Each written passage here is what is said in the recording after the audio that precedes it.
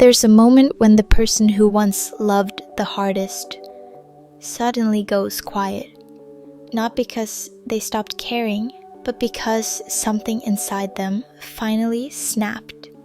If that feels uncomfortably familiar, keep listening.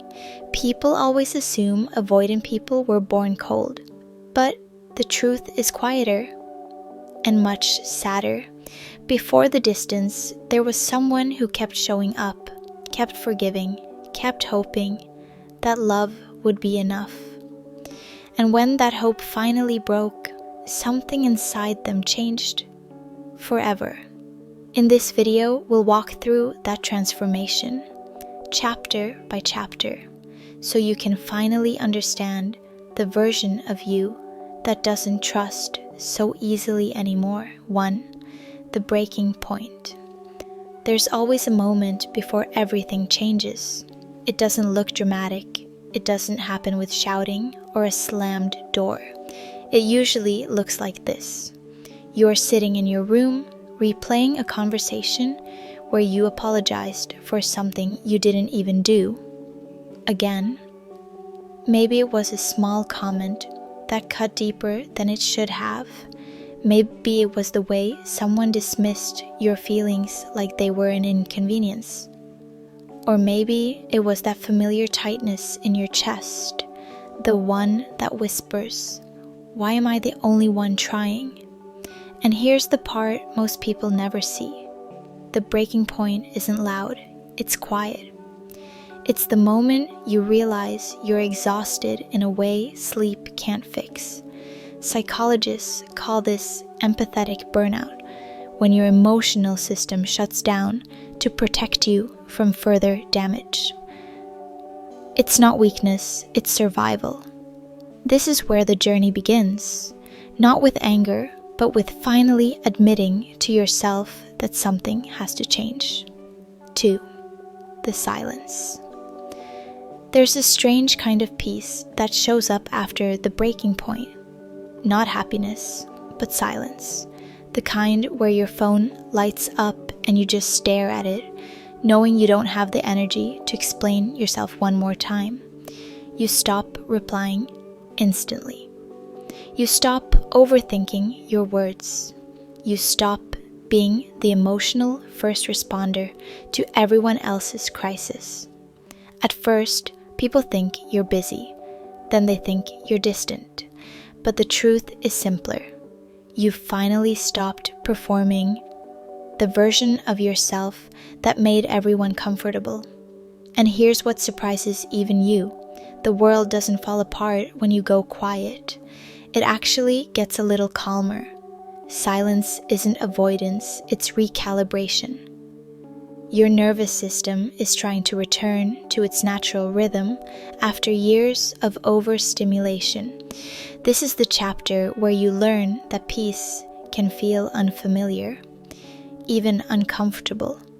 But you stay here anyway, because for once, the noise isn't coming from you. 3.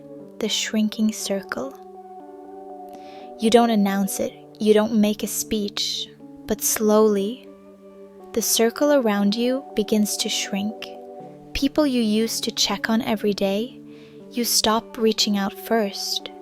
People who only called when they needed something, you let their messages sit unread, and surprisingly, they stop trying too. What you notice next is painfully revealing. Most connections you thought were mutual were actually held together by your effort alone. When you stop watering the relationship, it simply dries up. And here's the twist. Losing people doesn't hurt the way you thought it would. What hurts? Realizing they were never really there to begin with.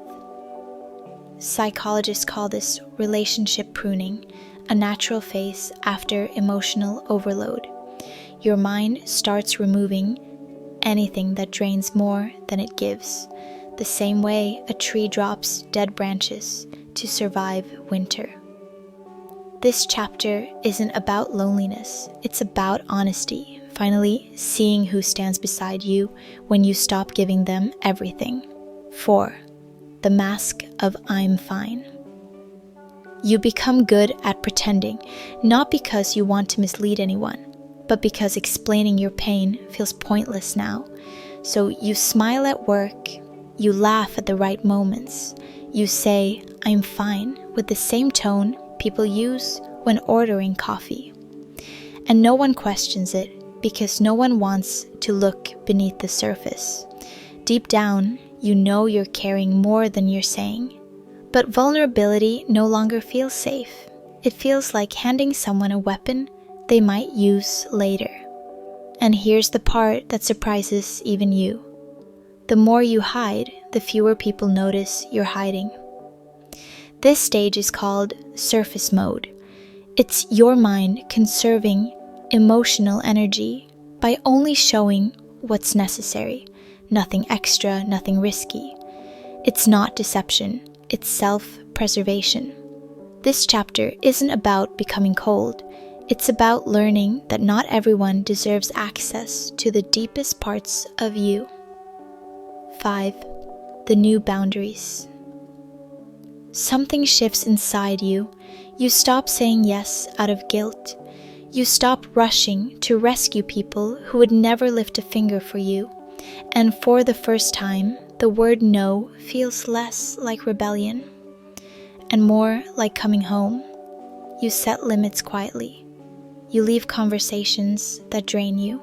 You walk away from people who only show up with their hands out. And suddenly, the same people who benefited from your lack of boundaries accuse you of being difficult, distant, or selfish. But you're not selfish. You're finally self-respecting. Here's the twist: they'll never admit. They're not mad because you changed. They're mad because they lost access to the version of you that didn't know how to say no. Therapists call this boundary grief. When you grow, others lose the version of you that made their life easier, and they grieve that loss like it's your fault. But this chapter is where your strength returns. Piece by piece, you reclaim the parts of yourself you once gave away too easily. 6. The misunderstood version of you. This is the chapter where people start saying you've changed. They call you cold, distant, different from the person they used to know. And in a way, they're right. You have changed, but not in the way they think. They miss the version of you who explained everything, who gave endless chances, who softened every blow and absorbed every mistake that wasn't yours. Now you think before you trust. You pause before you give. You choose silence over arguing for your worth. And here's the irony: the people who hurt you the most are the ones who feel most betrayed by your healing. Psychologists call this reaction identity dissonance. When you stop playing a role in someone's life, they feel abandoned, even if they were the ones who pushed you away through years of neglect. This chapter isn't about becoming unkind. It's about becoming unreadable to those who only understood you when you were hurting. 7. The rebirth.